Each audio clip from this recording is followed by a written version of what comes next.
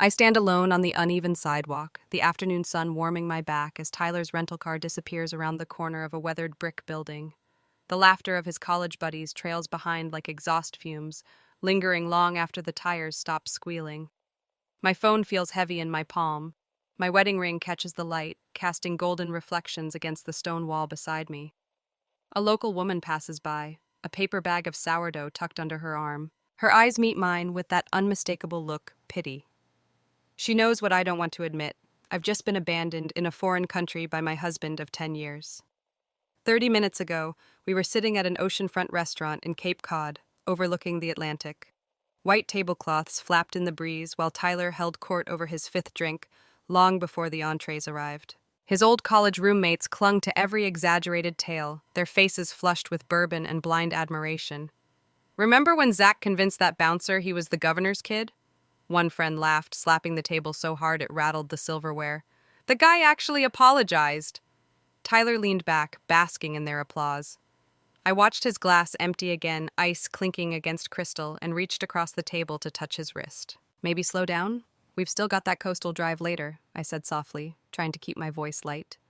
The cliffs on that route were dangerous enough without alcohol dulling his reflexes. The table fell awkwardly silent. Tyler's smile twisted at the edges. "This," he said, yanking his arm away, "is why nobody wanted you on this trip." His friends shifted in their seats. One coughed into his napkin.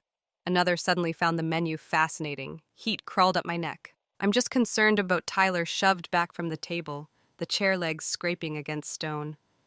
"Keys," he snapped his fingers at the guy next to him. That friend dug into his pocket and tossed them over. Tyler caught them one-handed and dropped them in front of another friend. "You drive. Chris wanted to see that lighthouse anyway." "What about Madison?" one of them asked, voice low. Tyler really looked at me for the first time all day. His blue eyes were cold, calculating. Something shifted behind them, a decision. "Find your own way back," he said flatly. "Maybe walk. You could use it." I reached for my purse, instinct kicking in before my brain caught up. My fingers froze midair. Tyler had my wallet. For safety, he'd said that morning. Small towns, pickpockets. Women make easy targets. Now, his hand rested casually on the leather billfold in his pocket. They all stood at once, a wall of pressed linen shirts and mirrored sunglasses. Tyler tossed a wad of cash on the table, more than enough for the bill, a show of generosity for the staff, a reminder of my dependence. As they filed past me, not one of them met my eyes. The restaurant owner stood in the doorway, his weathered face unreadable. But his small, respectful nod spoke volumes. He'd seen it before. Tourist marriages unraveling on vacation, leaving emotional wreckage scattered across his peaceful seaside town. By midnight, I sit on the edge of a twin bed in a modest guest house.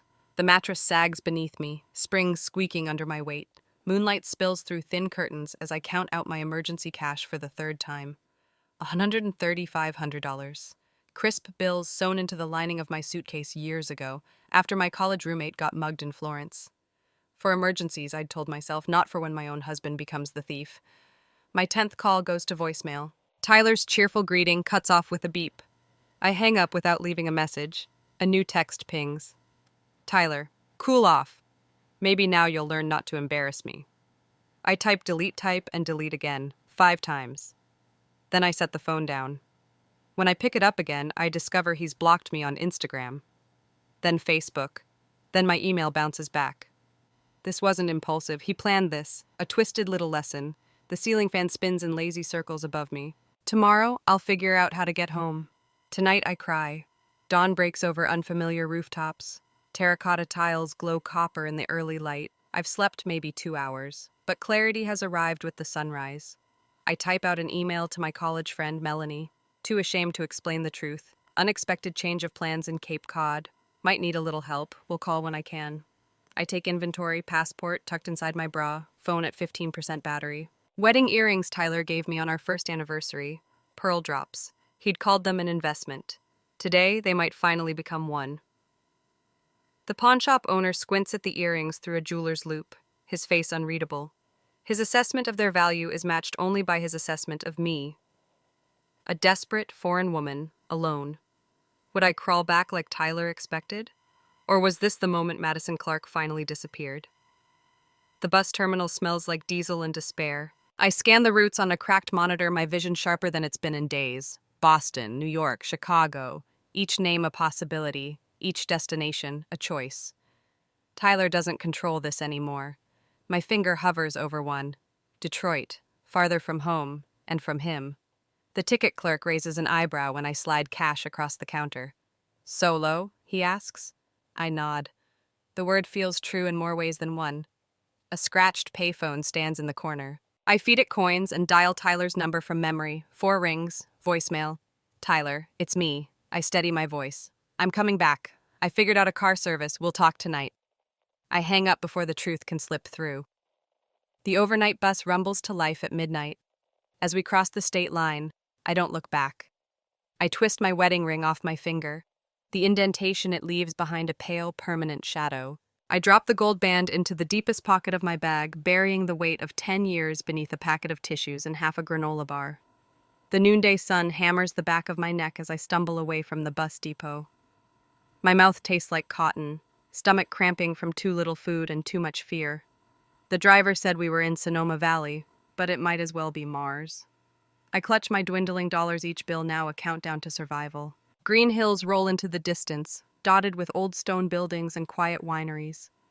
A vineyard appears on the horizon, rows of vines marching up the hillside like silent soldiers. My vision blurs. I blink.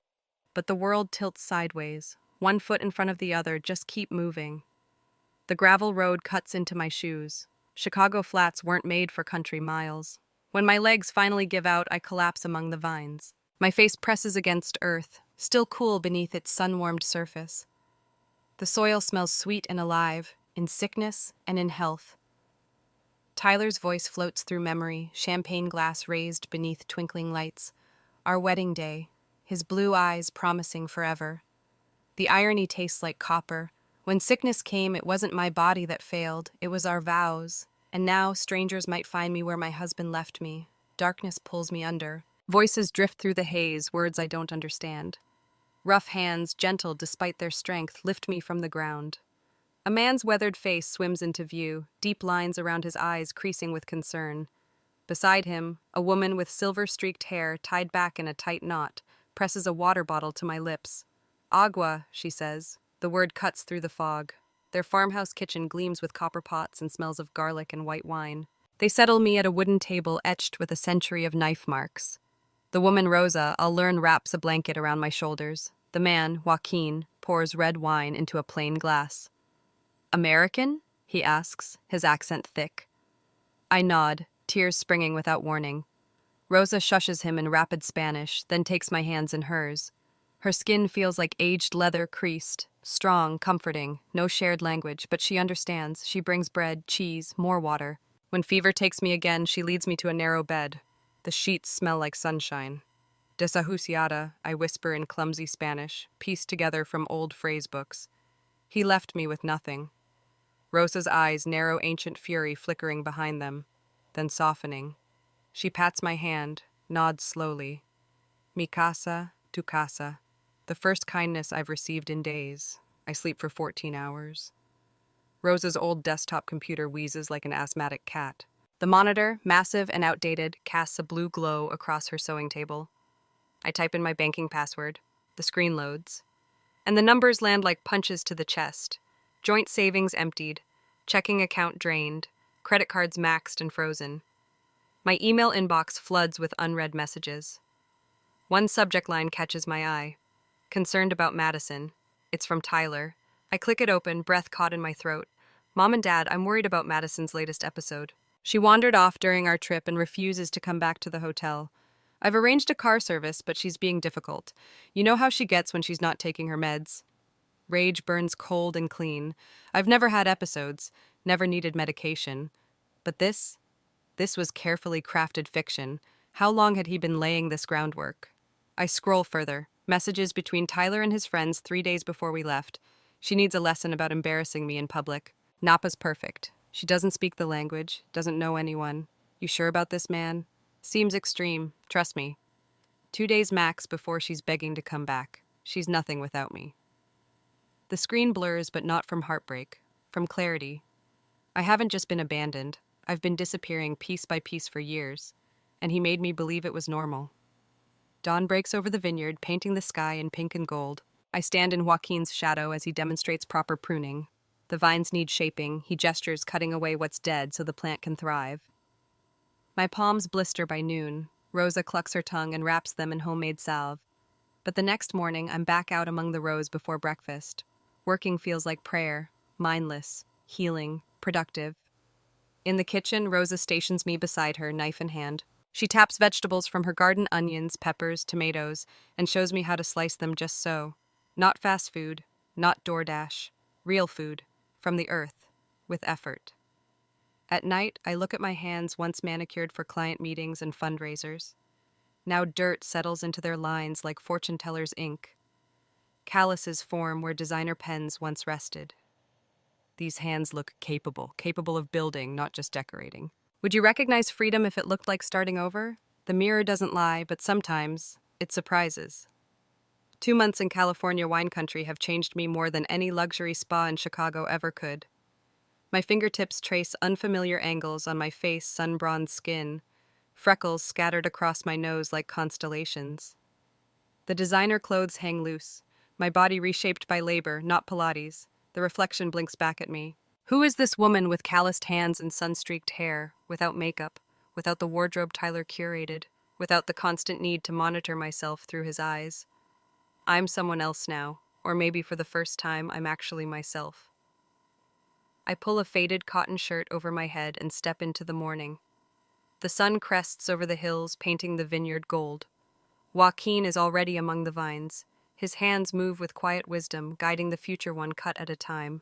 When he sees me, Joaquin gives a simple nod, a quiet acknowledgement, no words needed. Last night, I slept without dreaming of Chicago. That realization hits me now, standing in the cool morning air. 8 straight hours. No images of our lakeside apartment. No echoes of Tyler's voice. No pressure from the life I thought was mine. I breathe deeply, filling my lungs with the earthy scent of the vineyard. Van Clara! Rosa calls from the stone outbuilding where wine has been made the same way for generations. My name sounds different in her mouth, softer, warmer. Inside, wooden vats tower above us. The fermentation room smells like fruit and thyme. Rosa demonstrates again, her movements fluid, honed by decades of work. I watch her hands. These hands never knew manicures, but they know how to coax perfect wine from imperfect fruit. Ahora tú, she says, stepping back. My turn. I plunge my arms into the crushed grapes. The juice is cool against my skin, tangible, raw, ancient. This isn't some sterile, controlled factory process. This is real, tactile, alive. Rosa nods as I follow her lead. Today, I'm learning to create something real. They want to know about the fermentation process. I step forward without thinking. A small group of American tourists blink in surprise. They didn't expect an English speaker this deep into Sonoma. Their relief is instant as I translate Joaquin's words and add the knowledge I've gathered over months. We use natural fermentation, I explain. No commercial yeasts. It takes longer but preserves the flavor unique to this hillside. They nod, snapping photos eagerly. A man in a crisp white shirt lingers after the group moves on. He introduces himself as Miguel, a restaurant owner from a nearby coastal town. Your wine very good, very, authentic, he says, handing me his card. But your vineyard struggles to reach markets. Before I can call Joaquin, he names a price low, barely covering the cost of production. 2 months ago, I might have missed that. Now I see it clearly. For this quality, it's $15 per bottle, I say pleasantly, but firm. Miguel counters. Maybe $14 for 10 bottles? His brow rises, but his eyes show respect. We settle on $135, and he promises to return next week. When I hand the cash to Joaquin and explain, he blinks in surprise. You make good price, he says in careful English. Better than distributor. That night, I drop the money into an empty olive jar marked with masking tape. Claire's future. The coins click against the glass, a sound like possibility. The vineyard office looks like an archaeological dig, wooden cabinets stuffed with faded ledgers, receipts curling at the edges. An ancient computer sits dormant in the corner. May I? I ask Rosa, pointing to the chaos. She nods. I begin. Hours blur into days. I clean the dust-caked desktop, coax it back to life, then digitize decades of records. Spreadsheets track inventory, sales, costs. My phone, finally charged, becomes a makeshift camera. I photograph bottles against vineyard backdrops. When I show Joaquin the new Instagram account I created, Second Chance Vineyard, he peers at it curiously. People see, people buy, I explain. Within weeks, 3 more restaurants reach out directly. The dusty ledgers confirm what I suspected. The old distributor was taking almost 40%. Now that money stays here, with Rosa and Joaquin, with us. Mi hija Sue, Rosa says one evening as we shell peas at the kitchen table. My daughter left. Between broken Spanish and translation apps, her story unfolds. Her daughter left for Canada years ago, leaving the vineyard behind. The pain in Rosa's eyes mirrors my own, and somehow, I find myself opening up. I tell her everything, the public humiliation, the streets of Portugal, the emptied accounts, the calculated cruelty. I decorated houses, I say. The app stumbles over the phrasing. Beautiful spaces for other people. But I never built a home. Rosa reaches across the table, wrapping her fingers around mine. She understands loss in a way none of my Chicago friends ever could. Later, while bottling wine, I knock over a crate. Glass shatters. Red wine floods the floor like spilled blood. I freeze, bracing for anger. But Rosa laughs. A deep, warm laugh that fills the cellar. Vino para la tierra, she says. Wine for the earth. And suddenly, I'm laughing too. Not a polite laugh, a real one bubbling from a place long sealed shut. We stand in puddles of wasted wine, tears streaming down our faces. It's the first time I've truly laughed since Portugal. 4 months after I collapsed among the vines, Joaquin arrives with a thin man carrying a leather briefcase. He introduces Alberto, a lawyer. They spread out documents on the kitchen table. Everything's in Spanish. Legal terms swirl like smoke. I catch familiar words, but the full meaning escapes me. No entiendo, I admit. I don't understand. Alberto switches to slow, careful English. Señor Joaquin and Señora Rosa wish to make you partner, 25% of the vineyard business. I stare at them, certain I misunderstood. Why? Joaquin gestures to the vineyard. You fix office, make new customers, bring young ideas. I shake my head, but it's your family's. Rosa squeezes my hand, eyes soft but serious. Family chooses each other. My throat tightens. I sign where Alberto points. My new signature looks foreign beneath the official Spanish text. That night, as the crickets sing outside my window, my phone pings. A notification from an email account I haven't checked in weeks. I open it. The subject line makes my blood run cold. I know where you are. From Tyler. I read Tyler's email for the 3rd time, my fingers tightening around a chipped coffee mug as morning sun warms the porch outside the vineyard house. The words swim before my eyes, glowing cold and sharp from the ancient computer screen. The private investigator was expensive, but worth it. I'll be there Thursday. Time to bring you home where you belong. Thursday, 3 days from now. My hands start to tremble. Coffee ripples in concentric circles. I set the mug down before it spills. My hard-won calm fractures as the memories come rushing back. His cold eyes across that restaurant table in Portugal. The rental car disappearing around the whitewashed corner. The pawnshop owner's calculating stare. Joaquin appears beside me, his face lined with concern. Who threatens you? I turn the screen toward him. Mi esposo, my husband. He's coming here. The lawyer's office smells of leather and dust. Senor Vasquez slides papers across the desk, divorce papers. 6 months ago, the word would have paralyzed me. Now it feels like a boundary line, the dividing wall between before and after.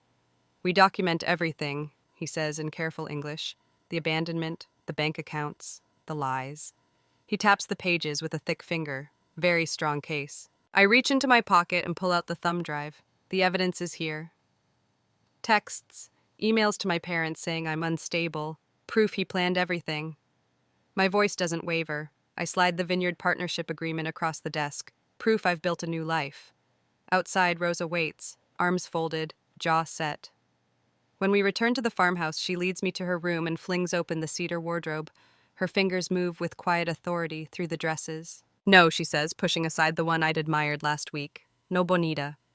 Fue fuerte, not beautiful, strong. She chooses simple.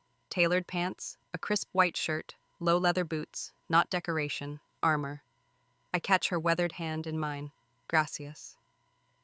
The village hums with whispers by afternoon. I sit beside Father Mateo outside the old church. The mountains loom behind us, violet and blue in the fading light. I explain in broken Spanish. He will come to take you, the priest asks. He will try, I answer. By evening, Marco from the restaurant finds me among the vines. You bring him to me, he says, chest puffed like a rooster. My place, many people, very safe. He gestures broadly at the village. We are watching for him. Javier, who drives the regional bus, gives me a firm nod as I pass him in the square. I see him first, I tell them. Their protectiveness wraps around me like a thick wool blanket. Dawn breaks pink across the eastern hills. I sit cross-legged between the vines, inhaling the earth's mineral breath. These vines are survivors growing where little else will, turning poor soil into something valuable. I've come to understand them, in ways Chicago Claire never could. I rehearse my words, not with anger, not with fear, just fact. I won't be returning with you, not I can't, not I'm not ready, just I won't. The divorce papers only need his signature, not forgiveness, not closure. Rosa finds me still among the vines. The rising sun paints her in copper and gold. She turns me gently toward the farmhouse, her hands resting on my shoulders. In the kitchen, she sits me down and begins sectioning my hair with practiced fingers. Mi madre hizo esto, she says. My mother did this. Each twist of the braid feels like armor being fastened into place. I retrieve my wedding ring from the suitcase, wrapped in the same tissue paper it slept in for months. I place it on the kitchen table. That small circle of gold, once the center of my world. Later, as the sun dips low, I burn the last photograph of our wedding. The fire pit behind the farmhouse crackles. Flames curl the edges of our smiling faces. Brad's tuxedo blackens and then vanishes. The phone rings. I button the white shirt Rosa picked. Joaquin answers. His low voice rumbles from the front room. He appears in my doorway, eyes somber. Llegó, he says quietly. He has arrived. I expect to shake, but my fingers are steady on the last button. I glance at the mirror. A woman Tyler would never recognize stares back. Sun-bronzed, unpainted, unfiltered, braided hair, clear eyes, no longer softened by his gaze. We walk together through the village, Rosa and Joaquin flanking me like an honor guard. The vineyard stretches behind us, green rows rooted in golden soil. My spine straightens with every step. At the worn wooden door of Marco's restaurant, I pause. Rosa squeezes my hand. Joaquin nods. Estamos aquí. We are here. I push open the door. The man I once built my world around stands waiting. Suddenly he looks smaller than I remembered. Tyler stands there, a slash of clean American wealth in a rustic space. Tailored linen pants, crisp blue shirt. He looks absurd here, like a country club member who wandered into a working farm. The cologne sandalwood, the one I bought him, clashes with the scent of oak barrels and warm bread. Baby, he says, with that practiced smile. The one that charmed bank managers and my parents alike. This little adventure's gone far enough. I say nothing, letting the silence stretch between us like a sword. I've learned the power of waiting. The restaurant hums with soft afternoon activity. Old men sip their wine slower than usual. Women murmur about recipes they aren't really discussing. They watch from the corners of their eyes. My audience, my witnesses. Tyler crosses the room, every step oozing confidence. He pulls out the chair across from me. The legs scrape against the tile. His hand reaches for mine. I slide the divorce papers toward him instead. Antonio, the server, appears beside him, setting a glass of garnet-colored wine in front of me. Nothing for Tyler. His eyes flick to Antonio, then back to the papers. The smile wavers. Your parents are worried sick about you, he says, pushing the papers aside without looking. They think you've had some kind of breakdown. I take a slow sip. Blackberry and oak, earth and time. The taste grounds me in this exact moment. I had to put my career on hold searching for you, he continues, voice dropping into something more intimate. Clients asking questions, partners wondering if I'm stable enough to manage portfolios when I can't even manage my wife. When I don't respond, his fingers drum once, twice on the table. You know this little vineyard won't survive a lawsuit, he says, tone sharpening, operating without permits, hiring an undocumented American. He leans closer. I have excellent attorneys, Madison. I remember when those words used to freeze me. how his disappointment felt like the first crack on a frozen lake. "Remember Paris?" he says, shifting again. "Our anniversary at that little hotel, the view of the Eiffel Tower. We can go back next month, start over." But my silence is a wall he can't scale anymore. I unlock my phone with a swipe and slide it across the table. On the screen, the group chat between Tyler and his college friends, just days before the Portugal trip. Thinking it's time to teach the wife a lesson she won't forget. Still doing the Portugal plan? Absolutely. She's been impossible lately. Keeps talking about her design career again. Time she remembers who makes the real money. His face drains of color. He scrolls down. Screenshots, receipts, evidence. The joint bank accounts emptied 3 days after he left me. The email to my parents claiming I was having another episode. The pawn receipt for my wedding earrings, which paid for 3 nights in a hostel before I found the bus to California. "You left me with $135, I say, voice steady, thinking I'd crawl back. He looks up, stunned to hear me speak. I gesture toward the window where the vineyard rolls across the golden hillside. "I'm not the woman you abandoned in Portugal." His shock shifts into something else. Calculation. What about our history? 10 years together, Madison? You're throwing away a decade over one bad day? Sunlight filters through the window. The same sun that saw me collapse among the vines. The same sun that warmed my shoulders while I learned to prune and plant. The same sun that watched me rise again. "I survived because you left me," I say, "not in spite of it." He opens his mouth, then closes it. For the first time in our relationship, Tyler Miller has no words. Joaquin appears in the doorway, weathered, calm, silent. He doesn't speak English, but he's a man who's spent his life reading storms in the sky. "El camino a San Francisco es largo," he says quietly. "Sería mejor salir antes del anochecer." Tyler looks between us, confused. I translate. "The road back to San Francisco is long. You should leave before nightfall." Understanding flickers in his eyes. Not just the words, the truth. He has no control left. His gaze falls to the divorce papers. He signs quickly, angrily. No argument, no negotiation. The fight is gone. I remove my wedding ring, the one I've carried since Spain. I set it on the table with a soft click. We stand. Joaquin holds the door. Tyler walks out ahead of me. Through the window, I watch him pause on the cobblestones. He adjusts his watch, straightens his shoulders. Like armor against what he can't comprehend. I step out into the California sun. Rosa joins us from across the street. Together, we walk toward the vineyard, my chosen family one on each side. Behind us, Tyler Miller stands alone on the uneven stones of a foreign town, watching us grow smaller with each step, watching me disappear a second time, but this time, on my terms. Inside the tasting room, I adjust the final bottle of Albarino on a rustic wood display. Its label catches this golden light through the barn's open doors. 6 months of labor, of healing, of rebuilding. It all leads to this moment. Second Chance Vineyard's first official tasting event. The barn hums with energy, Spanish, English, and the universal language of appreciation. "Perfect," I whisper, stepping back. The space bridges who I was and who I've become. Chicago-trained eyes guided the design, but these hands sanded the tables, hung the wrought iron lights. Wine barrels act as both displays and memories. Wildflowers from the hillside bloom in handmade pottery. Their colors match the vineyard's new logo. Rosa appears beside me. Rosa's weathered hand squeezes mine. "Madison," she calls out proudly to the crowd gathered outside the tasting room, local restaurant owners, curious tourists, neighbors, friends. "Mi hija, my daughter." I no longer need a translation. Her voice carries love and recognition. She makes our old vines young again. My chest tightens with sudden emotion. Rosa leads me toward the barn's main entrance, where a cloth covering flutters in the breeze. We pull it back together. A hand-carved wooden sign is revealed. Second Chance Vineyard. Beneath it, 3 names carved into oak. Joaquin, Rosa, Madison. This is my second chance. Ours. That evening, after the tasting ends and the barn quiets, I sit at the desk inside my vineyard cottage. Sunset glows on the whitewashed walls. I open my laptop.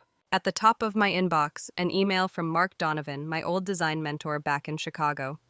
"Madison, I've been trying to track you down. Lopez Hospitality is developing eco-lodges across North America. We need a consultant with your sustainable design background. 6-month contract, remote work possible. Interested?" I smile. 6 months ago, this offer would have felt like a lifeline. Tonight, it feels like balance. I begin typing. I'd love to contribute, but I'm currently based in Northern California working with a vineyard collective.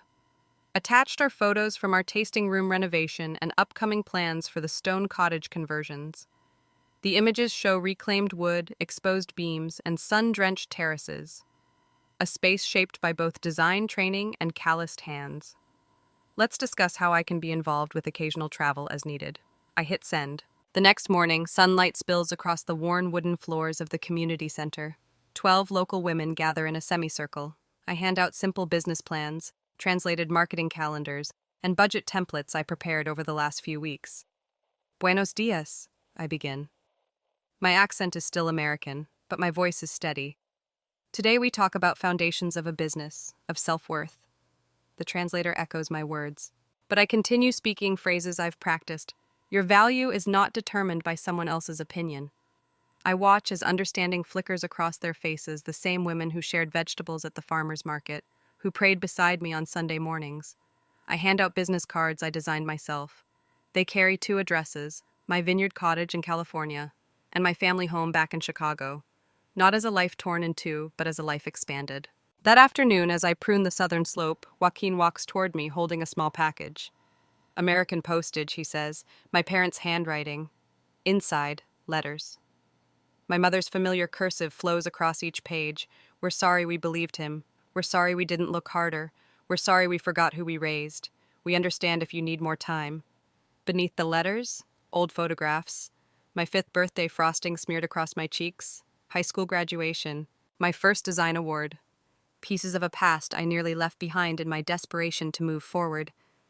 That night, I pinned them to the wall of my cottage beside sketches of vineyard buildings, pressed vine leaves, and photos from the tasting event.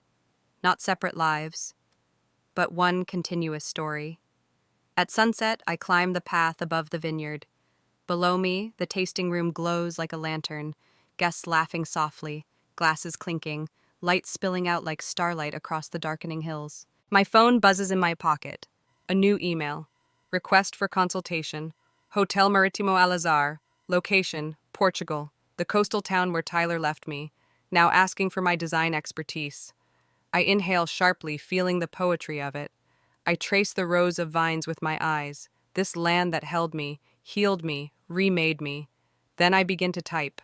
Available for consultation. My rate is $150 per hour plus travel expenses. Portfolio and references attached. I press send. The breeze carries the scent of ripening grapes across the hillside. And this time, I am not the one leaving behind a life. This time, I am the one being asked to shape one.